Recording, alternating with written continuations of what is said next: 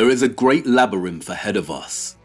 When you set out on a journey, you never really know how it will turn out. You plan, organize, and set an end goal. But if it's a true journey, then the world and passing time will have its way, and unforeseen change may occur. No plan ever really materializes in the way you wanted it to. It may turn out close, but more often than not, it ends up drastically different. Novelists must suffer terribly with this. Tolstoy once said that all great literature is one of two stories. A man goes on a journey, or a stranger comes to town. But on my journey, a stranger unexpectedly came to me with a key, and I opened a door and walked through.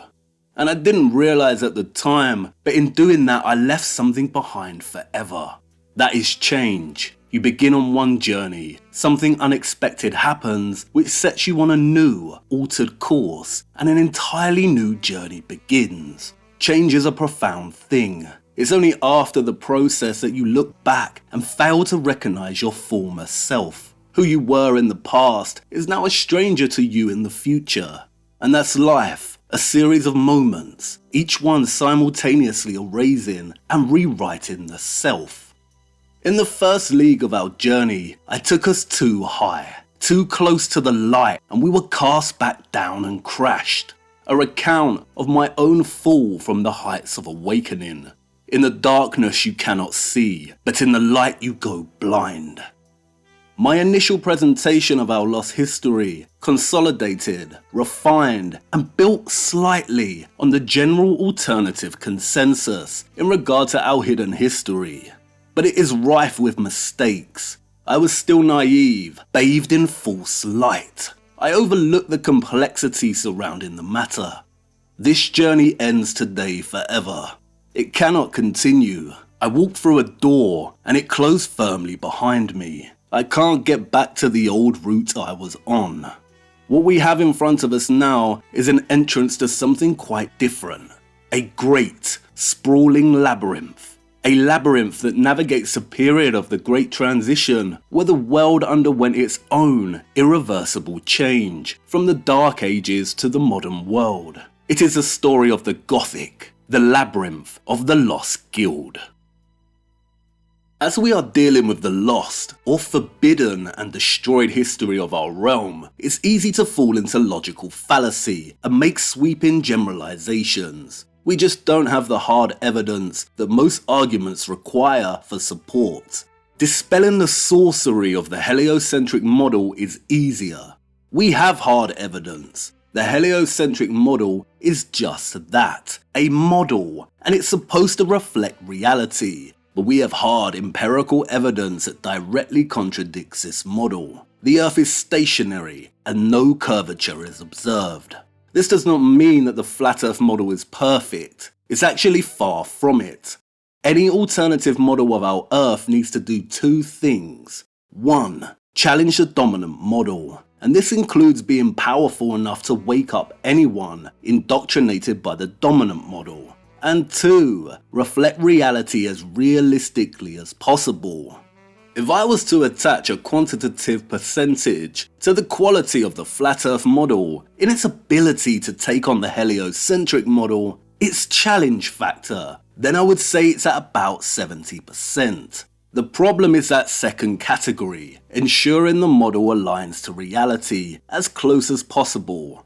The map and the movement of the sun and the luminaries are the remaining 30% that need serious work. No alternative model sufficiently represents the movement of the luminaries, while acknowledging the absence of curvature. At present, the azimuthal projection, and as an extension Sturgios's wonderful moon model, are the best we have in a general sense. The alternative Mercator-based models are underrated and fun, and there is a lot to learn from considering them, but they sit at around 35%. The movement of the sun almost works on these models, but ultimately they are weak, as they need to incorporate an array of fantastical elements to capture the sun's movement and justify navigation, and the sun's path as witnessed at the Arctic and Antarctic. And the problem is that these fantastical elements cannot be backed up with sufficient evidence, let alone hard evidence. They remain purely theoretical. Until these models can provide hard evidence of sun portals, space-time continuum loops, or alien technology, they remain very weak and on par with the heliocentric model in their requirement for us to put our faith in something we have never experienced or witnessed. The only difference is the Mercator models would not stand up in debate with the heliocentric model. They would lose, and lose hard. Unlike cosmology, however, history is much more difficult, especially lost history. We are not trying to align a model and reality. The past is the past, and it's gone. What we are primarily dealing with is narrative, and narrative is a very powerful entity. And not only that, but we only have visual evidence dating back to around the 1840s. Anything could have happened before the 19th century. If I was to assign a percentage to our current consensus of alternative history and its ability to challenge the official narrative, I'd give it a rough 15%, based on the evidence collected so far in regard to the lies surrounding humanity's engineering and technological development.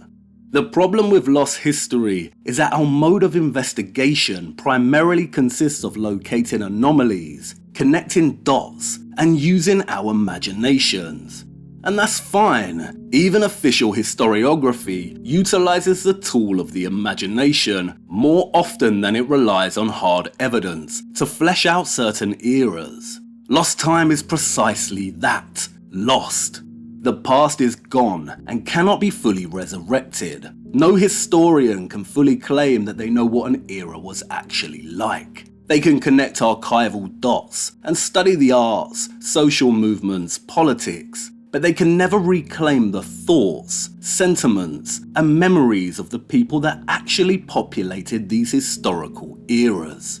And not only that, but archival material can be forged, duplicated, destroyed.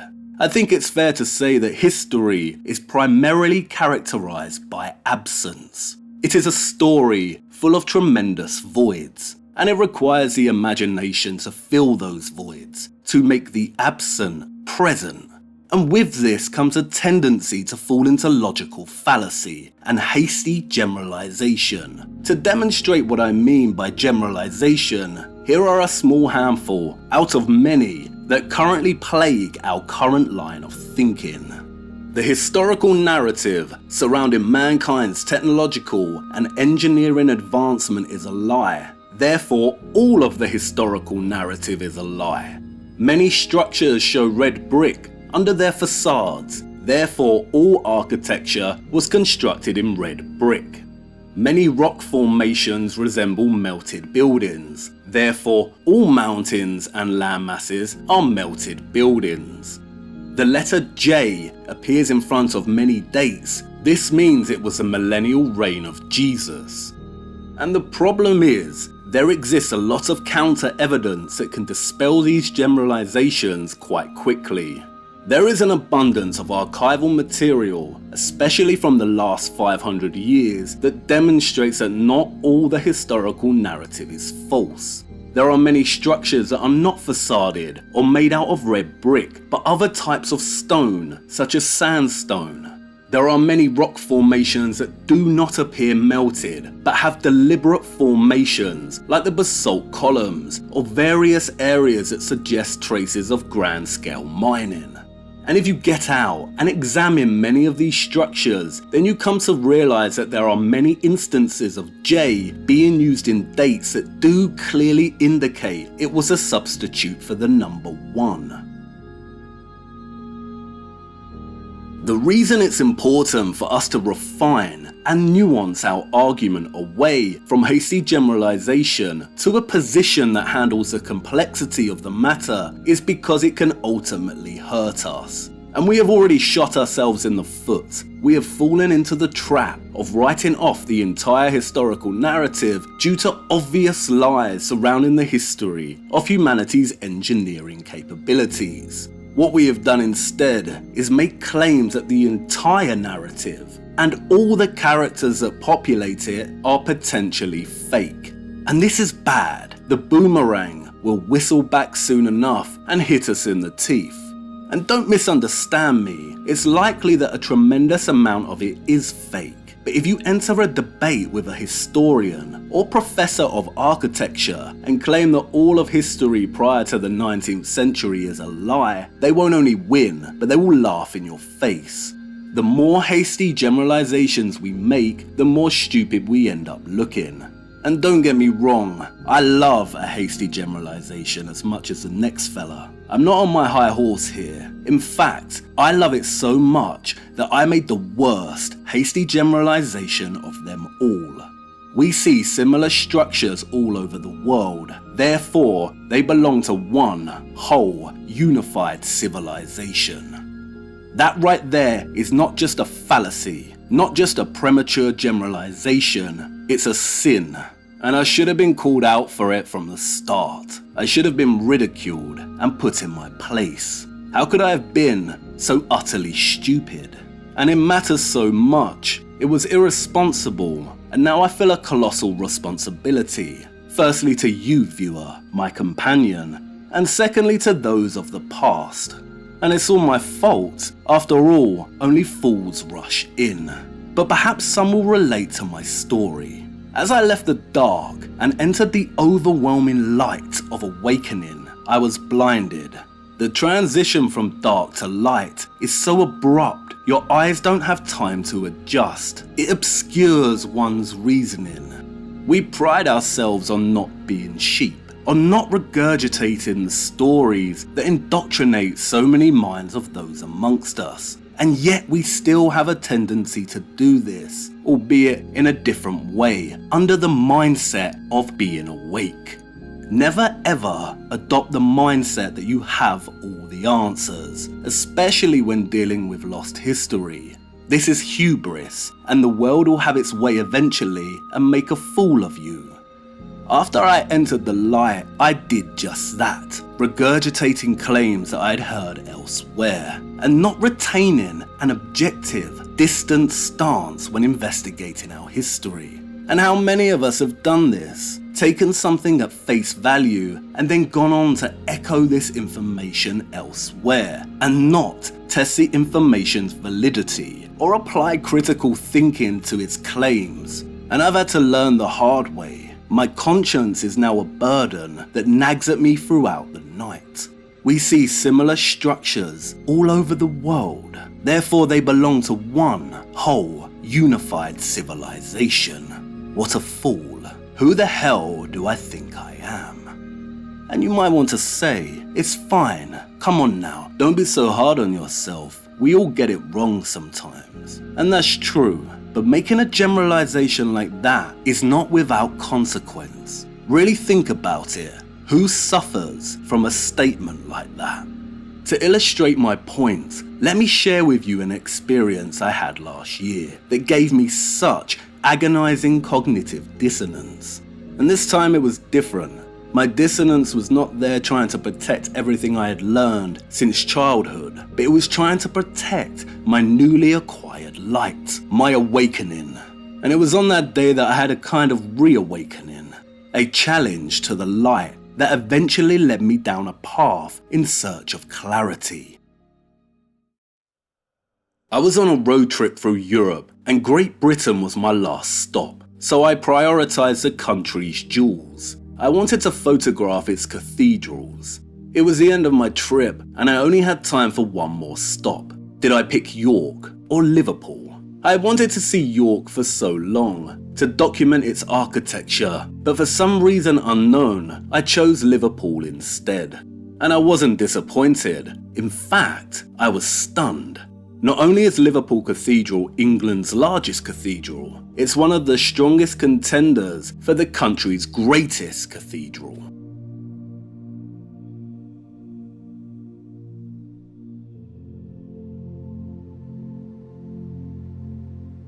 I had never seen arches quite like this before. I felt completely dwarfed. The entire structure's gargantuan authority inspires, awes, and terrifies. My hands even started to sweat as I ventured up to the top of its tower. Although I stopped in amazement to see the 13 bells. The central bell, named Great George, weighs 14,000 kilograms. I spent my time snapping photographs here and there, proclaiming that this was glorious old world tech. That the quarried graveyard next door meant that it was a mud flooder. That it was a great impossibility. And as I entered the gift shop to see if they sold any photographic prints, a book caught my eye. The Building of Liverpool Cathedral. Come on then, I thought, let's have a good laugh.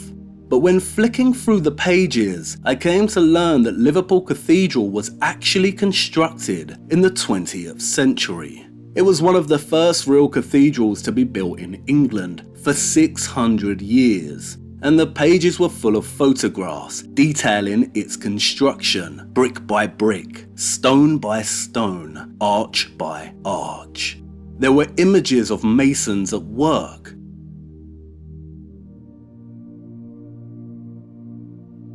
of the quarry where the stone was procured, of the steam technology at work, of the timber scaffolding. There were so many images, and they are not fake. I started feeling uneasy, but I reached for my wallet and bought the book. I struggled for hours on the journey home. That little book from the gift shop haunted my mind. I couldn't find a way to justify the construction of this structure. Building a standard church is one thing, but a grand cathedral like this, I thought it an impossibility, but there it was, standing tall and telling its tale. Liverpool Cathedral was completed in 1978. Still, to this day there are Liverpudlians that remember its construction. I spoke to a couple of them while I was there. They are so proud of their accomplishment, and so they should be. What an achievement. I couldn't even claim that it was a cheap knockoff. Like I said, it's one of the greatest cathedrals in England. It doesn't just earn its place next to the great masterpiece cathedrals of the country, but it tells them to move over. I couldn't even say that it was a miniature replica. It's absolutely enormous, the biggest in the country, and as the construction photographs proved, giants did not have a hand in building it, just fine Liverpudlians of normal human size. Imagine that, a grown man trying to find fault in something way beyond himself just to justify an argument he had made. Shameful. Dissonance tends to make you dizzy and recoil, and I did just that. My trip did not end with a bang, but a whimper. I even started becoming delusional, anything to suggest there was a lie present in the cathedral's story. Perhaps the cathedral was a front, and it was secretly working as technology, I said to myself, generating energy from the ether. There is nothing more ridiculous than watching a grown man battle with dissonance. But a couple of coffees later, I got over my dissonance and finally admitted it to myself. Liverpool Cathedral was evidently just that, a cathedral, a place for Christian worship, and it was the strong Liverpudlian spirit and talent that built this structure. The Liverpudlians had done something that hadn't been done in such a way in England for 600 years. They achieved the impossible. Imagine that. We see similar structures all over the world. Therefore, they belong to one whole unified civilization. Again, who suffers? The Liverpudlians certainly do. A people with such spirit and such a grand sense of identity. A people who should be celebrated for doing what most could never even imagine doing. Just because there is a lack of photographic evidence before 1840 does not mean a nation's people did not build these structures. And here's the crux, one of the most important questions I will ever ask you. Have you become accidentally complicit in an act that could potentially erase not only your own history, but also those of other nations? I did exactly that when I made one seemingly harmless, stupid generalization. Have we looked into the history of these structures enough to make any kind of assertion that an entirely different people and society built them? Has your investigative pursuit become so stagnant, lazy, and selective that you find yourself deliberately ignoring instances such as the construction of Liverpool Cathedral? Mine had. What a mistake. What a sin, and an unnecessary one. Do not repeat my mistake, and I need to right this wrong. I plan to demonstrate that these structures were not put up at the hands of some mythical, one-world unified civilization. It's so important not to be hasty and come to a generalized conclusion when looking into the origin of these structures. I really mean it. Let me try and put it another way to emphasize what I mean by this. We reject this, don't we? Why? Because of the potential for injury or even physical erasure as a result. But then we accept and promote something like this. Are we that blinded by the light that we cannot see how they are one and the same thing? One could potentially erase your physical being, and the other, whether intentionally or not, has a potential to cause injury or even erase your history. It does not take much reading and digging to know that a claim like a one-world civilization is not the answer. James W. Lee's book, The One World Tartarians, the greatest civilization to be erased from history, which can be viewed as a broad summary of the consensus I am referring to, is a powerhouse of reductive, simplistic generalization that dismisses and erases Europe's entire history in favor of a utopian lie, with little to no evidence to support its claims. Tartaria is not the answer. This is not the answer. No. In one of their many brilliant articles on stolen history, Dreamtime hits the nail on the head. In reality, Tartaria was simply a geographic area in Asia. It was part of the Old World, but it wasn't exclusively the Old World. To this date, not a single proof has been presented why this geographically limited region in Asia called Tartary was worldwide. I couldn't agree more. Tartaria's history as a nation and as a people is important and intertwined into the larger historical story of the Middle Ages, but it is not the sole answer. It does not even come close to doing the matter justice. Not only does repeating an argument like James Lee's make us look stupid, but drowning an entire nation's, let alone the entire world's history in Tartarian ink has a potential to be very damaging. The etymology of the word Tartaria is hell. I would like to hear Lee's justification as to why he thinks it's appropriate to try and rewrite European, Indian, Asian, and African history as Tartarian, or write our entire world history as globalist, because that's what this type of approach is, globalist revisionism. And I naively promoted it, and I have no justification for my actions. I made a mistake. And I know what you perhaps might say. It's more of a placeholder, just a word we use to describe these kind of structures. Perhaps, but that kind of reasoning is a half-baked argument at best. It is an attempt to cling on to an incorrect and potentially damaging argument and redesignate it as having some kind of worth or usefulness, which it does not.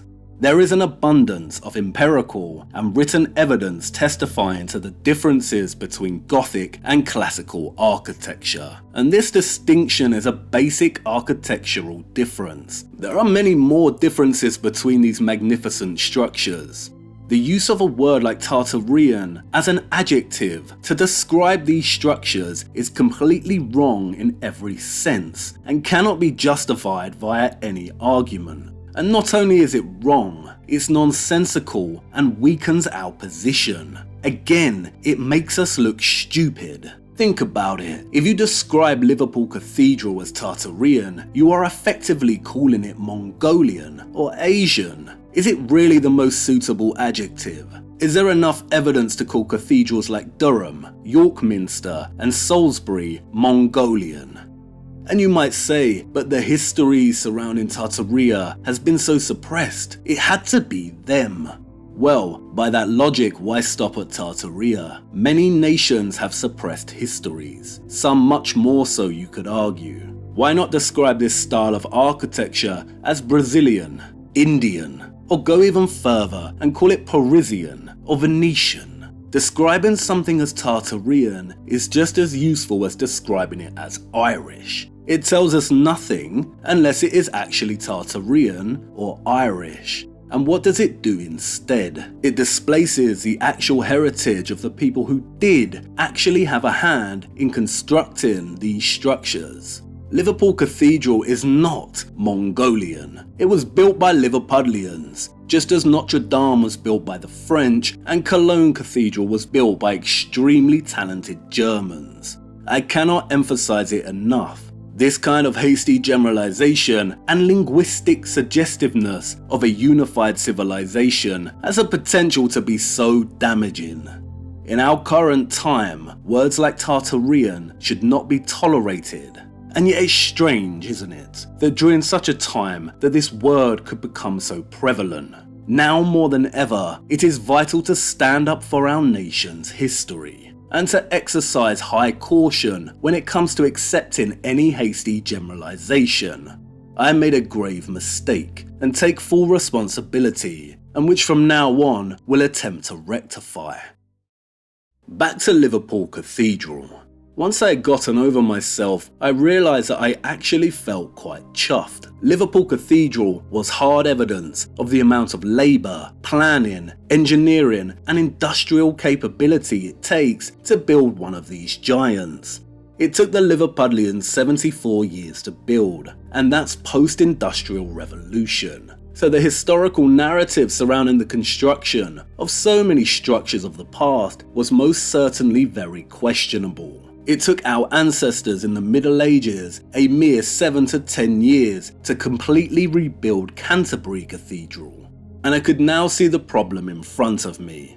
I had presented a bad, lazy, and hyper-simplistic argument that could be debunked very easily and failed to do the subject any kind of justice. I spoke about the old world as if there were not centuries between some of these structures. A tremendous amount can change in a century, even in quarter of a century. See for yourself.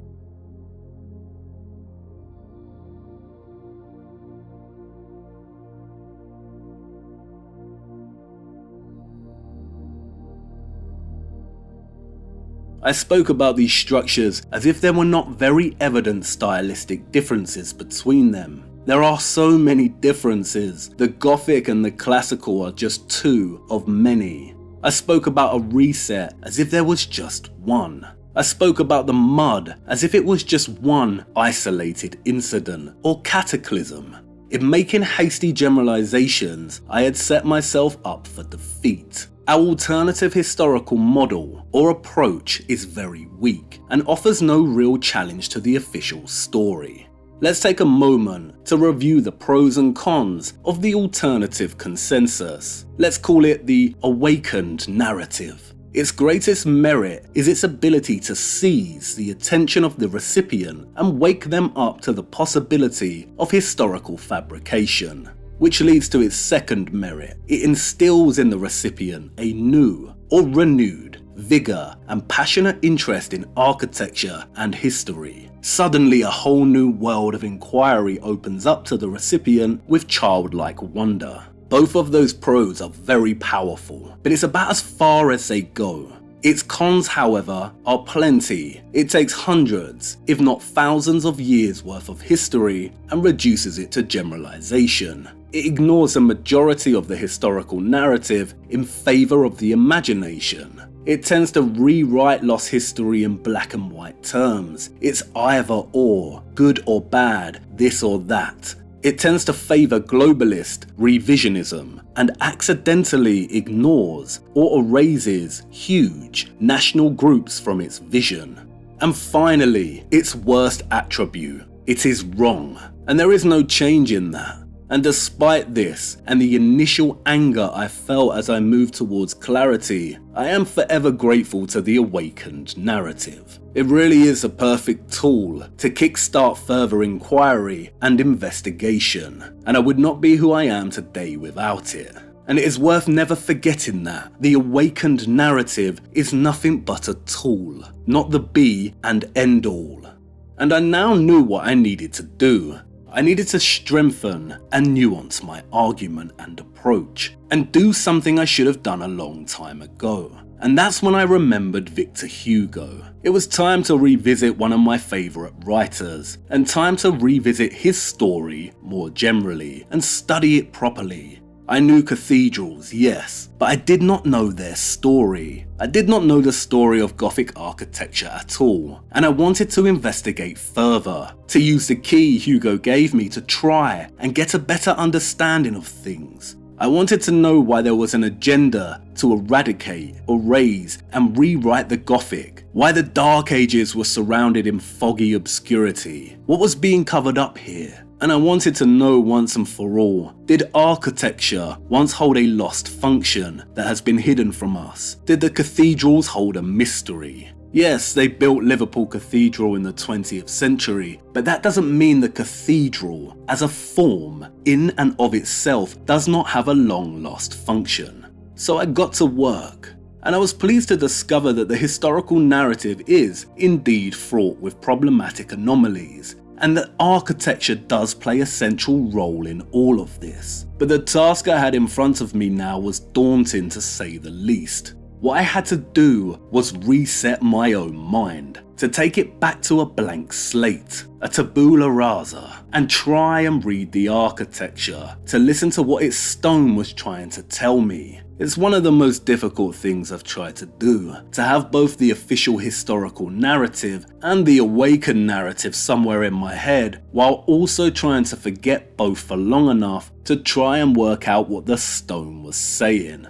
And to listen to the stone honestly, and not try and make it work with a narrative or theory that I'd like it to work with. Narrative or storytelling is so powerful in its ability to be convincing and authoritative. This is why history is very susceptible to corruption and falsification. Hugo is not off when he says that the printed word killed the building. It killed much more than that.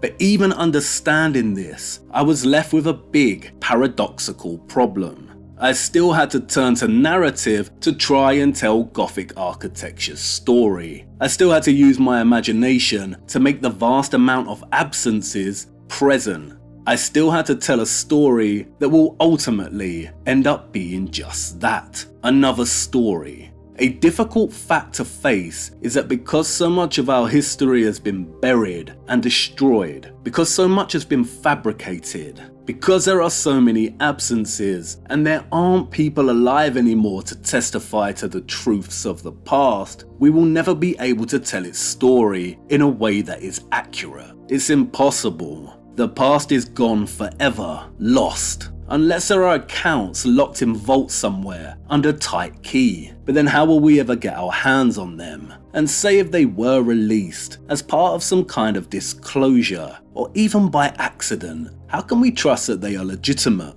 We can't.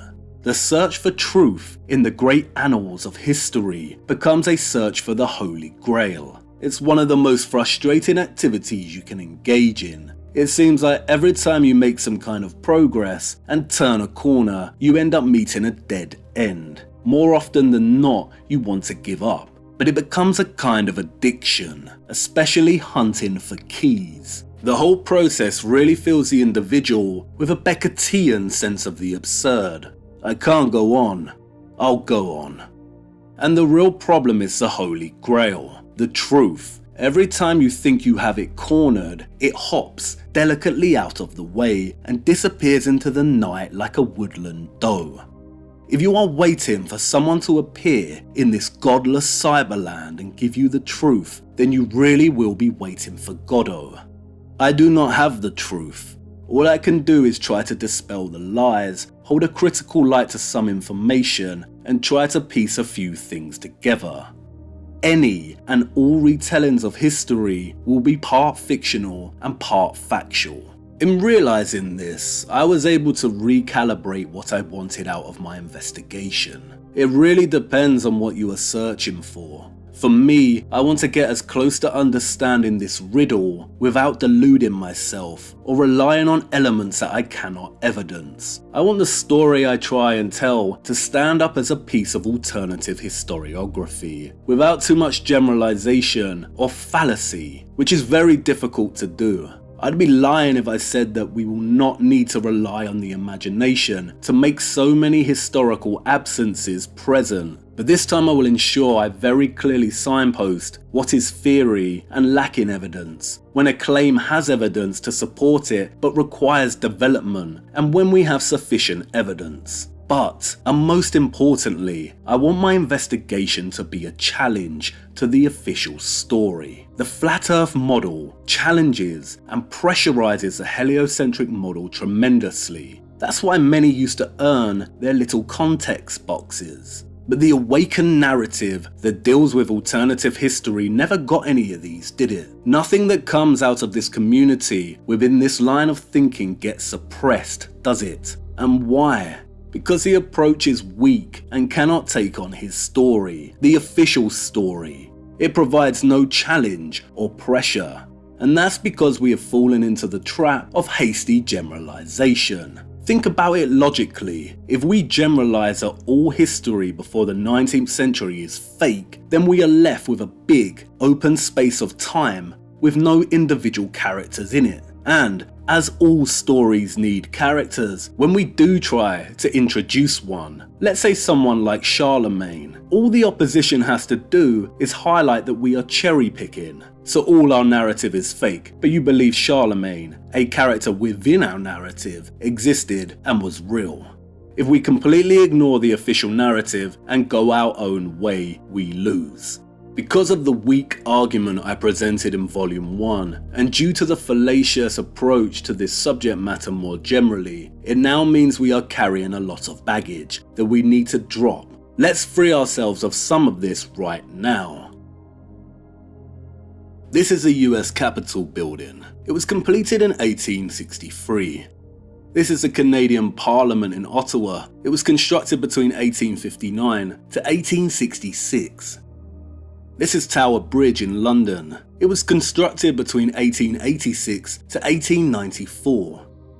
This is the administration building of the 1893 Chicago World's Fair. Construction started in 1892. This is the Virumwee Dam in Wales. It was constructed between 1881 to 1890. Here are photographs of the US Capitol building being built.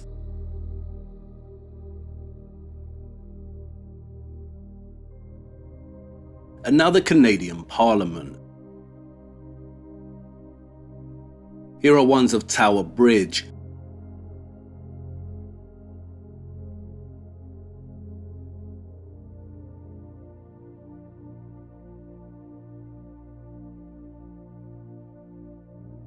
And the administration building.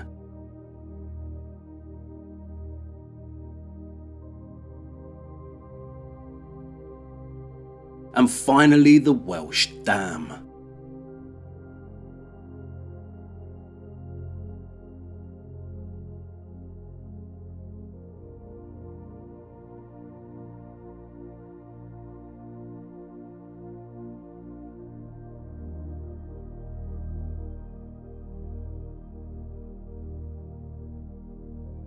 These are a problem. Much like Liverpool Cathedral, you almost don't want to look at them, do you? And why? Because they are visual evidence of citizens of the 19th century building glorious structures. Many, including myself at some point in time, have made claims that the vast amount of 19th century and even 20th century construction photographs are photoshopped and fake. And to be honest, given the amount of deception we are subjected to, a claim like this is not that absurd. But can anyone provide hard evidence to support the claim? Can we demonstrate properly that these images are indeed fake or have been photoshopped like some have claimed? I don't think we can, and that's problematic. It means our argument is weak. Can we make a case for them being staged photographs, that there are big visual omissions and absences in regard to the means in which these structures were actually constructed, and how the materials for their construction were procured and prepared? Perhaps, but it requires in-depth engagement with the official narrative. Dismissing all photographic evidence as fake or photoshopped and arguing that these structures were already here is cherry-picking evidence to support a fallacious premature generalization. We can do better, and as I will attempt to show, there is a lot of evidence that many of these structures were indeed put up in the 19th century as the final act of the rewriting and erasing of the medieval era. If there is one thing I have learned during my journey from light to clarity, is that the dating attached to the construction of many structures post 1100s is generally correct. All you have to do is read the stone itself and you'll learn this. The stone is not lying. As I said before, due to the nature of the type of lies we are dealing with, primarily suppressed and lost historical narrative, there is a tendency to make hasty generalizations, but there is also a tendency to turn to the fantastical. To stumble across illustrations such as these and immediately conclude that wow, they have flying cities, and go on to perpetuate claims that yes, those of the old world had flying cities, makes us sound ridiculous. This Alan Lee edition is full of illustrations. There are many illustrative editions of fiction. Does this qualify as sufficient evidence to support a claim that Mordor exists somewhere in our realm, perhaps beyond the North Pole? What would someone in 200 years think if they found an image like this without any context? Wow, they had flying brooms, and that there were once human babies that lived solely in the water. I don't think so. These are nothing more than illustrations of the imaginative genre. If we are making claims that those in our history have flying cities, then we must provide sufficient evidence, and this means demonstrating that a huge structure, such as a cathedral, can tear away from its foundations and levitate in the air. It's absurd, and it applies to all kinds of these claims. If we are arguing that these arches and these spaces inside of cathedrals are teleportation and time traveling zones, then we must provide sufficient evidence not only of these work in this way, but also of time travel more generally. None of us have experienced this type of phenomena. We've only seen it in Hollywood movies and read about it in science fiction. If we are making claims that the people who built these structures came from other lands, then we must provide sufficient evidence of other lands. And, as far as I'm aware, all we have is a partial suggestion of other lands in the image of the moon. And while all these claims sound marvelous, and they might offer some temporary escapism, they ultimately belong to the fantastical and should not be incorporated into any serious inquiry or argument we want to make in terms of fabricated history. Otherwise, we will become a laughing stock. And again, I'm not on my high horse. I have previously made and indulged in some big claims, which brings us to the next example. Up until now, I have made claims that many of the old and magnificent structures we find across our realm were originally created to serve the function of energy generation, that they held a technological role in the production of energy. The theoretical model I presented built slightly on the work of my favourite enigmatic Russian, James W. Lee, John Levy, Martin Liedtke, Marcio Ramelho, and others. But up until now, it is nothing more than a theoretical model, based primarily on resemblance and smaller isolated connections. Many aspects of these structures, their geometry and form, resemble patterns of electromagnetic energy, and there are instances, primarily linguistic, that hint at a connection between architecture and energy production. It is now time, however, to try and evidence this claim, otherwise the argument will be classified as pareidolia, the tendency for perception to impose a meaningful interpretation on a nebulous stimulus, usually visual, so that one sees an object, pattern, or meaning where there is none. And I made a terrible mistake. If I was playing chess with the official narrative, I sacrificed my queen a few moves into the game. I reiterated an argument that others before me made, that ether played a primary role in the relationship between architecture and energy without a single piece of sufficient evidence to back it up. How could I have been so stupid? I had spent so many hours debating with the heliocentric supporters in my life about the shape of the Earth, and my arguments would always come back to the requirement for them to provide sufficient evidence and demonstration of curvature, of gravity acting on water in such a way. And they never could, but I could demonstrate through many means a complete absence of curvature. And yet I go and rush in and talk about ether as if I had just activated Salisbury Cathedral's spire. Silly lad, you lost your queen before the game had really begun.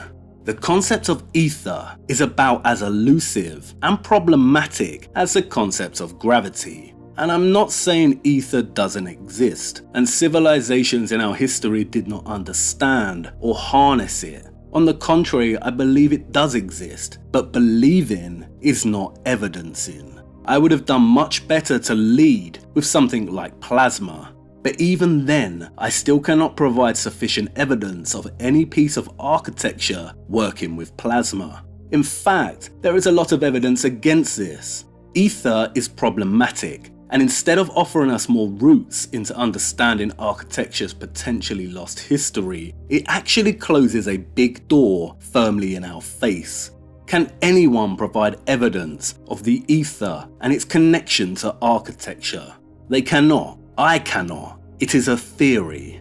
And because of this, we do run the risk of ether becoming the new gravity, the new lazy justification, the get out of jail free card. And my story should be a lesson for all. Never repeat a theory unless you can stand behind it with sufficient evidence. Ether is just one theoretical way of approaching these structures. But if we cannot evidence it and continue to argue for it, then what happens? Then our argument remains weak and we lose. Now what I will say is this: the concept of ether does play a role in the story of the Gothic and the Middle Ages, and we cannot dismiss it as complete baggage just yet. However, I cannot provide sufficient evidence of architecture harnessing it. No one can. And why is that? Because perhaps it is not correct. This means that the ethereal connection between architecture and energy remains an unproven theory. It is also too vague a concept to work with in evidencing a connection between architecture and energy. The evidence on this matter needs to be more tangible than a concept such as ether.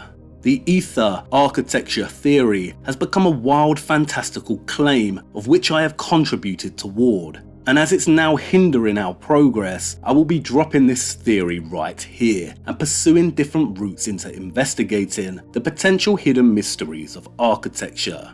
Oh dear, I can already see you sharpening your pitchfork. But before you impale me and throw me to the wolves, know this. My journey through the labyrinth of the Lost Guild was not just driven by a desire to understand Gothic architecture's story. It was also driven by my need to try and find evidence that architecture had a lost hidden history and function. I so desperately wanted to find evidence that went beyond pareidolia, that this looks like a coil, so it must have been a coil. I wanted more than the photographs of the illuminated world's fairs and amusement parks. These photographs are still not enough evidence of architecture playing an active role in energy production. What are we witnessing in these photographs?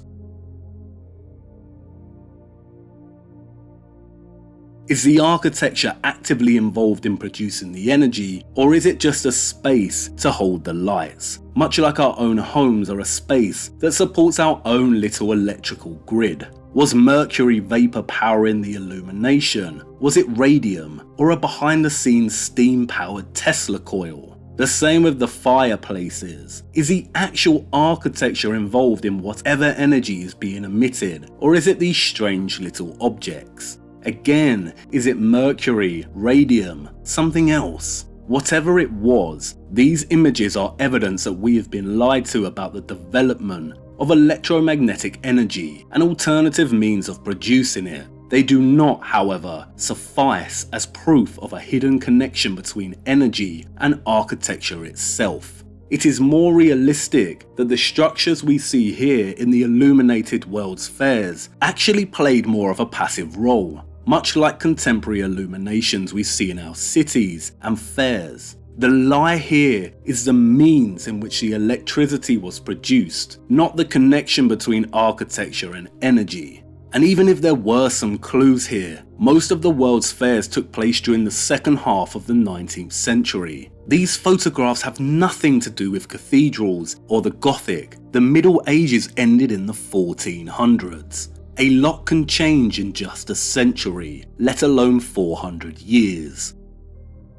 And the whole thing almost got to me too much. The official narrative is very powerful, and I almost succumbed. I almost packed in the whole inquiry into our lost history and was ready to admit defeat, that I could not play this game of chess. My opponent was far too smart and cunning, that all the clues that would yield just enough evidence had been successfully buried and destroyed, that we could not get any further in understanding our lost history, and all we were left with is pure imaginative theories, that perhaps there was no great cover-ups. And much of this frustration stemmed from having a theoretical concept like ether in my mind. If you give yourself over entirely to a theory, then you lose all flexibility and go blind. And it's not a good position to be in. What if there are other things clearly hidden in plain sight, and you cannot see them because your mind is too attached to a theory? What if there are other approaches and paths to take when trying to investigate architecture's potential hidden history? Hugo outlined one, didn't he? That architecture functioned like a language before the Renaissance.